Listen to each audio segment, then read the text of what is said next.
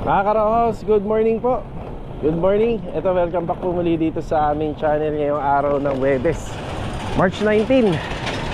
Yan, bali project update tayo mga Karohos sa ongoing project natin dito sa Phase 3 project at saka doon sa Phase 4 uli. Ayan, kahapon halos pwede na natin i-turn over yung project natin sa Anyana Beller East project. Bali nandun ngayon si Master Dindo at saka si Bilog. Tapos bukas, day off tayo ron. At babalik tayo araw ng Sabado. Sa Sabado baka turn over na natin yung kila client owner.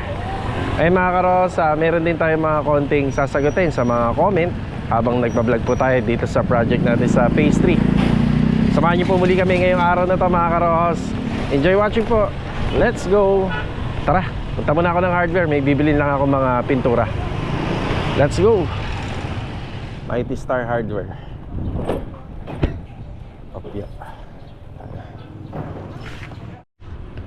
Okay na tayo rito sa hardware. Ang binili po natin dito ay karagdagang materyales doon sa finishing project sa Phase 3. 2 galon ng lacquer primer surfacer, 2 galon ng lacquer thinner, tapos liha number 150. Yan. Dito na tayo. Yan, good morning sa mga client owner natin. Kuya Rigor, good morning po. Morning, boss. Yan na yung pinabibili mo, kuya. Thank you, boss. Yan na, kompleto. Oy kuya, baka umano? Hindi. Hindi ang hawak na karton sa ilalim kasi baka bumaba, butas. Yan na. Good morning, Mot. Morning. You know, bali yung kisame rito, may preparasyon na. Tapos yung mga ginagawa naman ni Kuya Rigor, bali bumaba na po siya rito. Yan na, mga preparasyon para po dun sa mga wood carpentry. Sige, double check ka na lang. Tapos ito yung kulay. Yung kulay po nung ating ng mga pintuan ng cabinet. Yan, may sample na tayo na isa rito. So, ito yung preparasyon na ginawa natin dito. Bali, duko po siya. Yan, makinis. Pero dito, ang pinampahid po namin dito is a baby roller. Yan, baby roller po. Yan, mga materyales. Yung TNB natin, ayan, may na rito. Nakakornisa na po, paikot. So, isa na yan sa mga tatrabahuhin nila. Tapos dito, bali, hintayin na lang po yung rito, yung pinaka-cabinet para matuloy po yung pagpipintura. Tsaka matuloy natin yung installation ng kornisa. So dito, yan meron na. Yan meron na rin dito, yan ang update. Tapos gumamit kami ng barateha para po sa edging ng ating PVC panel dito banda sa living space. You know.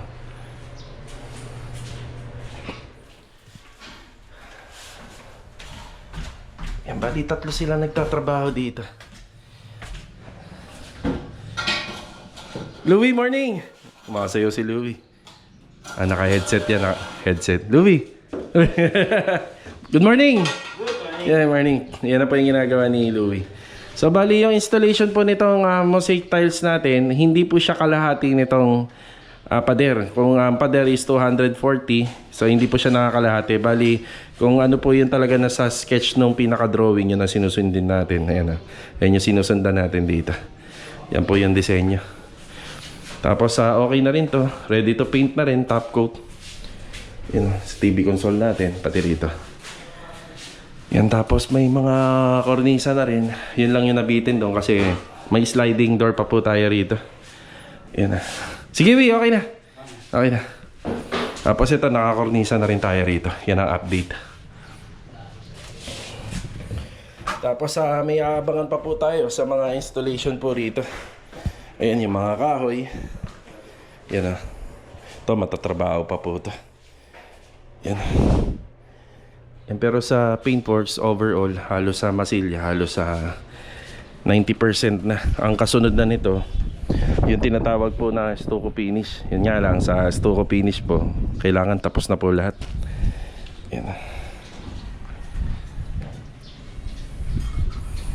Acrytex primer. Yan po yung pinapahid ni Mot dito.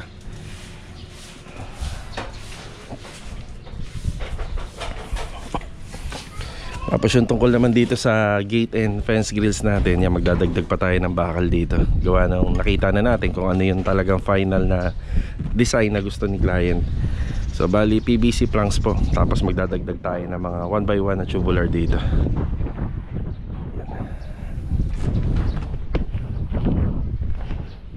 Okay, update muna ako doon sa kabilang project.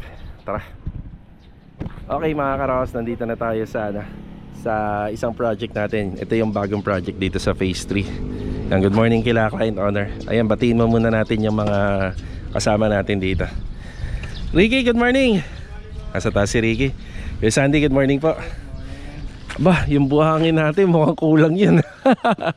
Biglang nakalahati kagad. Kuya Richard, good morning. Ayan, papadeliver na lang uliho tayo. Kasi hindi naman natin to pwedeng tambakan ng sobrang dami, dahil nakikigamit lang tayo ng lupa. So ito yung update dito. Si Ricky naglalagay na siya ng sokal, oh. Yan lagi namin na sinasabi sa vlog kung anong purpose niyan. So naglalagay na po siya. Tapos ito plastering dito. Kailangan maayos yung kanto, kasi yan ang tinitingnan ng mga engineer dito. Yan, plastering natin is a rough finish, para kapit na kapit po yung waterproofing. Kaya Richard, morning ha, Kaya Richard. Tapos dito inaasikaso na yung sa floor drain. Yan, dito sa trench drainage may floor drain tayo. Tapos dito may linya rin tayo for catch basin. Yan, yung may catch basin tayo, dito na natin nilagay. May water line tayo, may another floor drain pa dyan. Tapos yung pinaka outlet ng catch basin. Donis, morning. Tsaka kay Rusty. Good morning. Yan, nag-aayos na sila ng water line dito, gamit po yung mga PPR natin. Tapos si Epoy naman nandito. Poy, morning Poy. Good morning. Yan, pinababaklas na natin kay Epoy itong pader dito. Ang covered ng demolition dito, yung part na yan for bar counter. Tapos dito naman yung expansion niya papuntang dining area. Yan yung pinaka-covered. Materialis natin, ito, ayos naman lahat. Yan. Ayan mga karos, tuloy na yung ingay. Yan, para dire-diretso rin yung trabaho. Siya nga pala mga karos, meron ako nabasang comment dito. Concern lang naman yung nag-comment. So lahat naman yan, binibigyan natin ng importansya. Pero para sa akin kasi, kung sakali ay wag naman sana mangyari yon. Yan, syempre sa akin, sige, subukan po nilang gawin yung bagay na yan. Sino man ang pwedeng gumawa dito, magkakaalaman kami. Yan, kasi yung pinambili ng materyales na yan ay talagang pinaghirapan ng may-ari, pinag-ipunan nila. Tapos hindi naman sa pag-aano, kung papasukin nila to, magkakaalaman na lang kami kung anong pwedeng mangyari. So syempre tayo ay napaka-concern natin sa mga project natin at saka sa may-ari. Tapos pagnanakawan lang, di ba? So hindi naman maganda yun. Kaya nga ako mga karos, kung alam nyo lang, 3 beses po akong pumupunta rito. Pagkasapit po ng alas 7, ng alas 9 at alas 10, dumadaan pa po ako rito. Yan, tsaka minsan pinupuntahan ko po rin yung isang project dun sa kabila. Yan, ganyan po tayo. Hindi na natin na ipapakita sa vlog. So ayan, maraming salamat din doon sa nag-concern, pero hindi ko hahayaan mangyari yung mga bagay na yan. So kung nawawalan man po kami sa sa site, feeling ko kapirasong buhangin, kasi minsan may kumukuha dyan pa isa-isang tabo, pero ngayon hindi na po nangyayari yan. Dati may vlog ako na nakawang kami ng buhangin dun sa phase 1. Binistay na yon. Siguro wala silang permit, wala silang pang gate pass, kaya ang ginagawa na lang, no choice sila, kumukuha dun sa sa ibang gumagawa. Pero kami, never pa po kami talagang totally nawalan sa lahat na naging project namin. Yun lang, yung issue kahoy, tsaka buhangin, tsaka graba. Kasi yun ay literal na naiiwan sa labas ng bahay. Ayan. Pero yung sa loob, pinasok kami sa loob, wala pa, hindi pa po kami nawalan kahit kailan. So ayan, shoutout dun sa nag-comment. Yan, tuloy ang trabaho rito. Medyo maingay lang kasi marami talagang tinitibag pa. Pero kita nyo naman dito, halos okay na po yan. After ng asintada dyan paikot, ang gagawin po dyan is concrete topping. Pero mag-apply muna ng Flexiban waterproofing doon sa slab.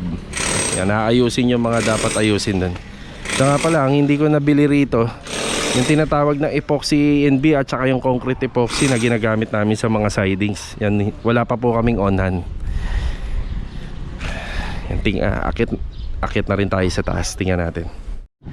Yan ang ginagawa ni Ricky rito. Yan, master siya dyan, master. Ricky, papaayos na muna natin yung mga wala akong ANB rito eh. Epoxy. Di ba ina-epoxy natin to? Wala pa ako nun. Okay na yun, boss. Yan, tama yan, tama. Hindi masyado nilubog kasi. Sige. Pag ano, pwede mo ipagawa kay Epoy. Alam niya yun. Di ba siya yung gumawa sa kabila? Hindi si Epoy, si Rusty. Yan.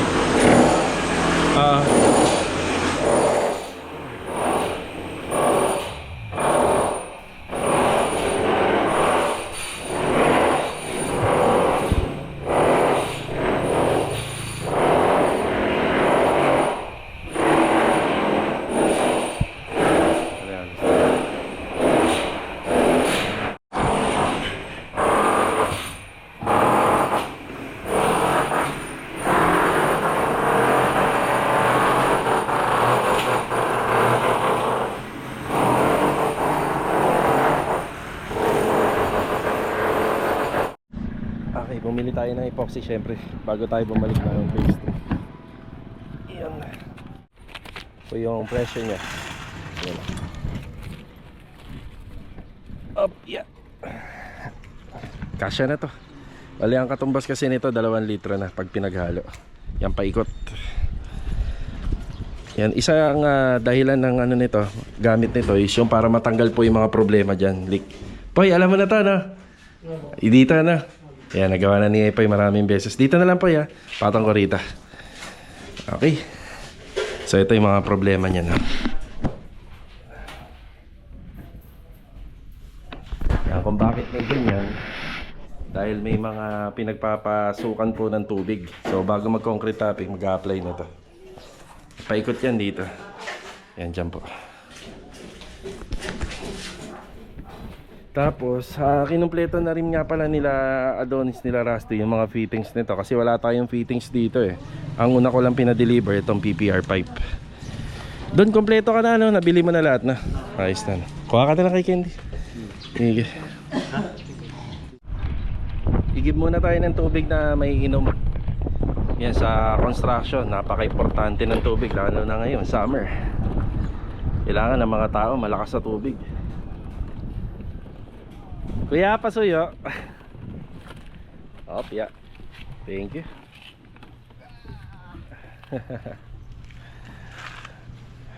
Grabe, oh. Totokang araw dito.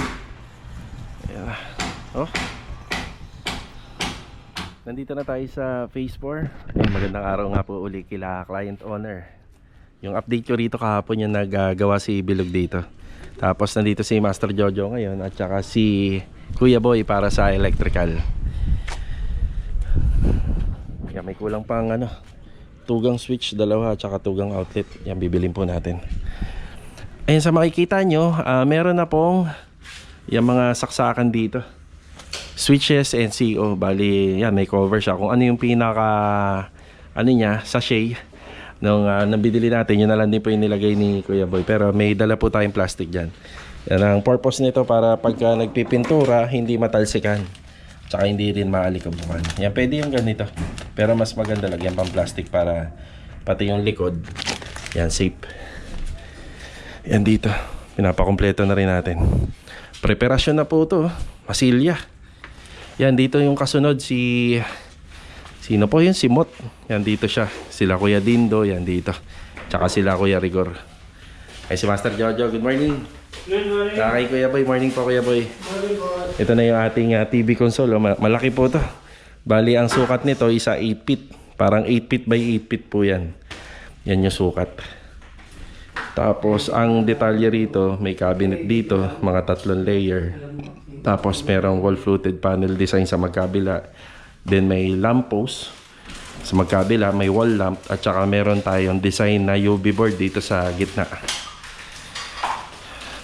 Yan yung mga nagawa ni Bilog dito kahapon. Nakompleto yung cove ceiling.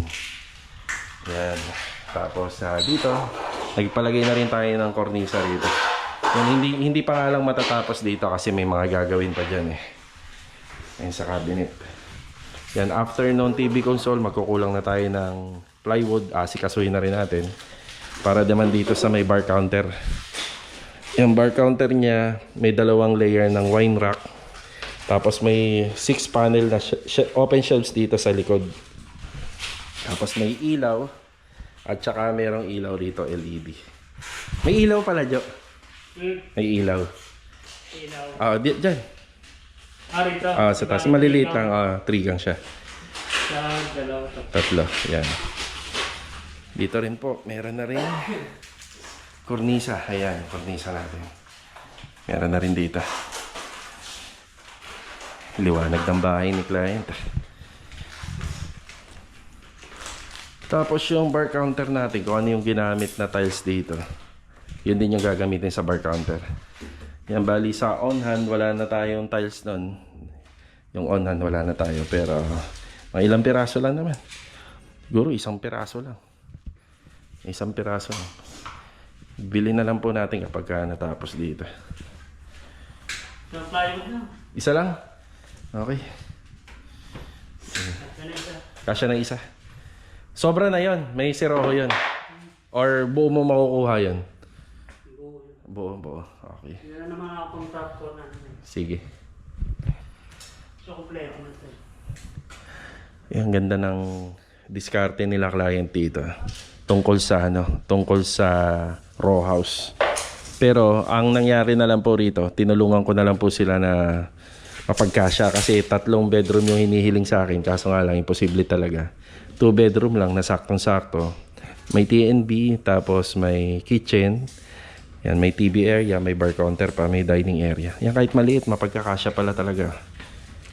Tapos dito banda, yan, may maluwag na space pa po siya rito. Wala na nga lang po talagang parking space, sa labas na talaga.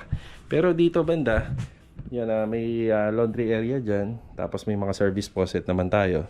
Tapos pwede naman po tayong gumawa ng wrap up para makapasok yung motor at kahit yung e-bike. Kasi ito naman po isa malaki. 140 cm po ang laki nito. Yung 140. Yan yung distance. Bali, ito yung update natin dito sa project sa Phase 4. So, halos natatapos na po lahat ng mga installation. So, sa finishing installation na lang, abangan po natin yung mga aluminum cabinet po rito. Yan, maganda po yung kakalabasan nito kasi white and wood yung design ng ginagawa nating bahay dito. Tara. Ito mga karos, gagamitin natin si Mulong. Yan.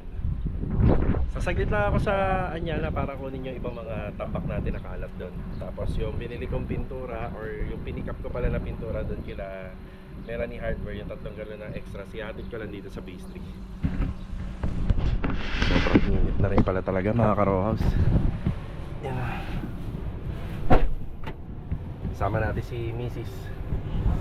Yan na. Sobrang init na kaya kailangan magbaon lagi ng tubig. Tara, daan lang ako rito sa phase 3. Bababa ko lang tong galon ng mga pintura. Tapos sana hindi ko makalimutan, paalala mo, dadaan na tayo ng Inco kasi finishing na yung paint natin dito sa nandyan? Sige. Yan, kailangan na po natin ng brush at saka ng mga roller. So bumibili lang tayo ng tingi-tingi dito sa hardware. Pero bibili na po tayo rito sa phase 3 para makatipid. Mas mura kasi sa Inco yung mga bala. Brush at saka yung bala lang naman. Para mas menos na po kasi dun. Yung mga nakaraan kasi nagkakaubusan eh. Kaya talagang sa hardware ako bumibili. Pinapakyaw ng ibang kontraktor. Tayo naman kasi hindi naman tayo nag-i-stock nun kasi may kontrata tayo na labor lang. Kila client yung materialis. Hindi tayo nag-i-stock. Okay, dito na tayo. Bali may kulang pa rin si Ma'am Melanie Hardware dun sa mga pina-order ko. Ano na lang po yun, yung mga doorknob. Kasi ito yung Davis Extras 3 galon. Okay na kuya. Salamat. Okay na, yun lang. Yun lang. Pakitabi na lang po sa loob. Thank you. Grabe, ang init din dyan. Yan talagang pag pinasok mo ang construction, ganyan talaga. Sinabihan ko na lang po sila na kung sakaling talagang hindi na kinakaya ang init ng araw, magpahinga. Ganun po talaga kaysa po may mapahamak. Munti ko na makalimutan mga ka-rowhouse. Kulang pala si Master Jojo ng plywood dun sa project sa phase 4. Ito, tatakbo tayo ng isa. Tapos dito.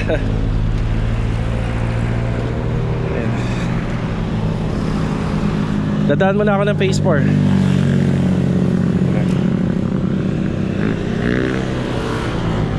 Okay, thank you ha. Salamat po. Tara. Yan, nakabalik na ulit tayo sa phase 4. Karagdagang plywood. Isa. Maghahakot na kami doon sa Anyana. Sige. Okay. Op. May sasakyan ha. Tara. Nandito na tayo sa Inco. Dito sa ano yan, Acerrano Highway. Tapos nandun yung SM Tansa.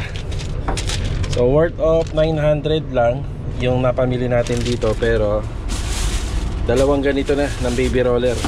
Tapos isang box ng brush. Hanggang sa matapos na to. Kung mapapansin nyo, parang madami siya. Pero imagine niyo kung ilan yung mga nire-retouching natin sa pader, sa bakal, sa mga cabinet. So damay na po yan. Pagkakasyahin na po natin yan sa hanggang sa matapos. Sana magkasya na. Tapos sa brush, isang box. Ang laman lang naman yan, mga nasa 10 piraso lang. O, mas mura rito kaysa dun sa, sa hardware.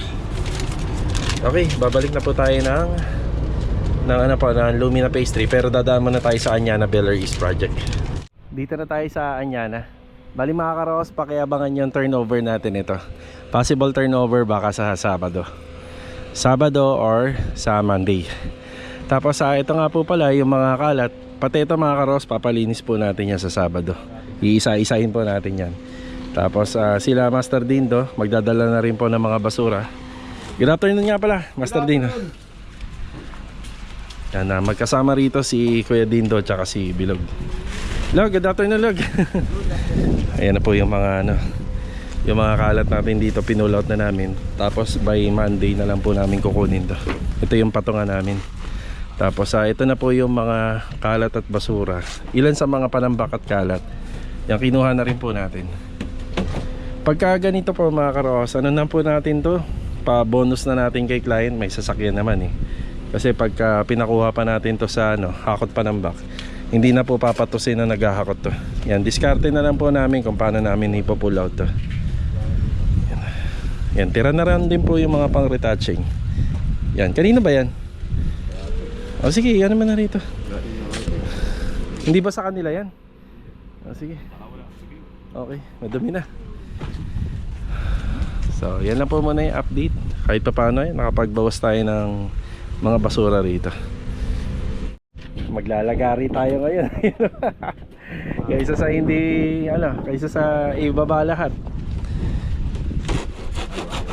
Kaya hindi ko maisara yung pinto kailangan lagariin na lang. Yan. Bilog, kaya mo yan.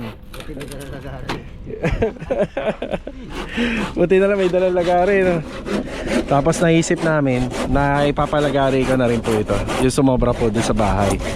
Wala namang kasi yan, basta wag mo lang pong puputulin yung buo yung puno. Yung sanga talaga kasi tumutumba na. Yung ito lang, itong part na to, tsaka ito.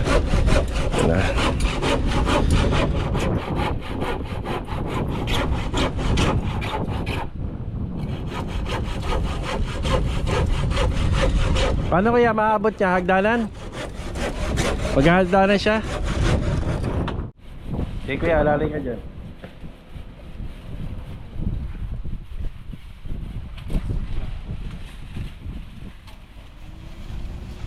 Yun. Okay. Okay na Log, okay na. Yan, basta ang usapan na naman yung lumagpas sa bahay. Yan, hindi na ko natin puputulan pa ng iba. Baka magka-violation Mahal din yan. Thank you Log. Salamat. City Mini. Pero dito sa may barangay Biga. Sana available dito yung tiles na ginagamit ni Louie sa floor area ng TNB. Para hindi na tayo pupunta ng paradaan pa. Yan. Sana available dito.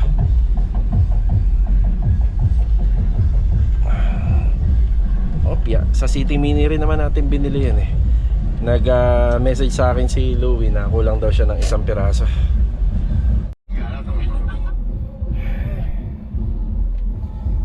At ayun mga karos, hindi available dito. Gawa nga ng bagong bukas pa po to. Marami pa silang adjustment. Yan ang message sa atin ni Louie. Bali kinulang po ng isa. Yan Bali mga karaos, nakabalik na tayo rito sa phase 3 ulit sa Lumina. Nandito tayo sa, ito yung pinakabagong project natin. Kanina bago kami umalis, nagpa-deliver uli ako sa hardware ng 3 cubic meter ng buhangin na yan. Dami na uli oh. Kasi magpo-flooring pa po kami sa harapan. Tapos halos wala pa kaming nalalagyan ng tiles sa floor area. Sa nakikita ko halos sa sakto na po yan. Pero kung magkulang man, sige dagdag na lang po ng pasako-sako lang. Okay, bali shoutout po kay Ma'am Ann Lay Calvo from Lumina, Bacolod. Yan, taga Lumina rin ah. Yung shoutout po. Tapos shoutout din kay Alvin Chavez. You know, simula daw nung tinuruan niya na daw mag-drive yung misis niya. Yung misis niya na lang daw laging gumagamit na sasakyan niya. Pero syempre tayo, masarap yung feeling bilang pasahero lang, di ba? Nakakapagod din po talaga mag-drive. Tapos shoutout din kay Ogie. Yan, tama daw tayo kasi garahe muna bago bumili ng sasakyan. So ulitin ko lang kung bakit nagkaroon kami ng sasakyan kahit row house lang yung bahay namin, kahit wala kaming garahe. Dahil kinakailangan po talaga sa trabaho. Pero kung tutusin lang, kung bibili ka lang ng pang personal, unahin mo talaga makahanap ng may garahe talaga. Yan, magagawa naman po yan ng paraan. Tapos kay Juanitos Restaurant, ano daw ba maganda pang kisame, Hardiplex or gypsum board? Ito, bigyan ko kayong sample. Kung sa interior, tapos ang kisame mo ay nakaslab, mas maganda doon isa gypsum board.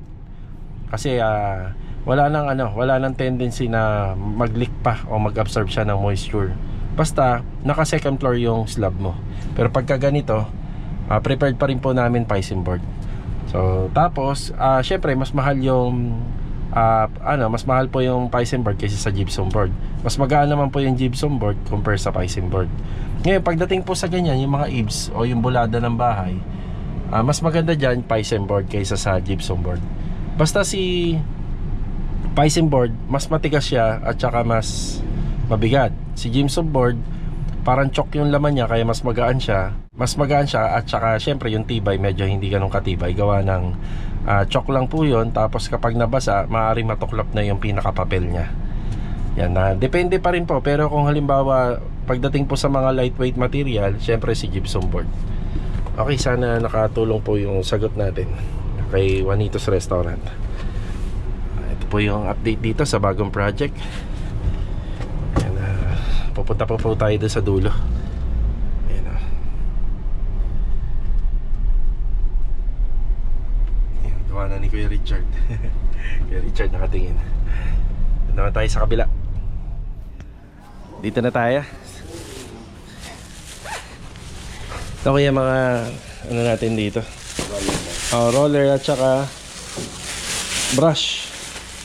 Ayan dito. Ito na nga pala yung pinipinturahan ni Kuya Rigor. Mat, may additional na roller doon tsaka brush. Yun o.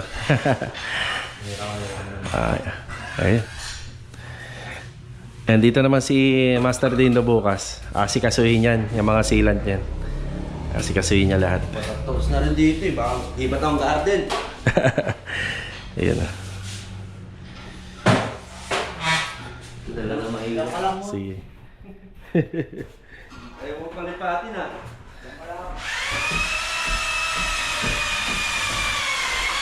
Louie, medyo traffic na sa paradahan. Bukas na lang yung isa. Sige. Ano ba, isa flooring yung kailangan mo, no? Apo. Okay. Tapos flow drain natin. 4x4. Malayo ba? Yun yung natin.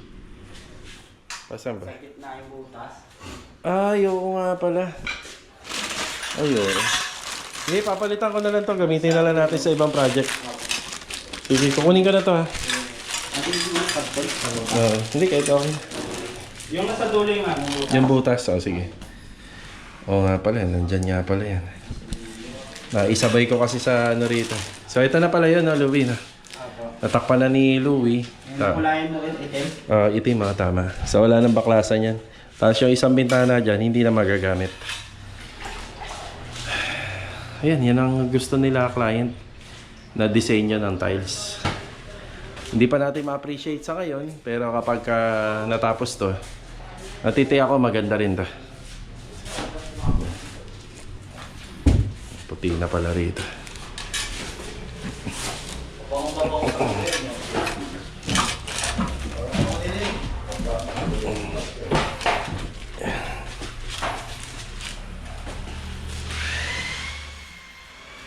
Ito. Pala, anong kulay? Yung kulay nito yung parang pader ko sa bahay.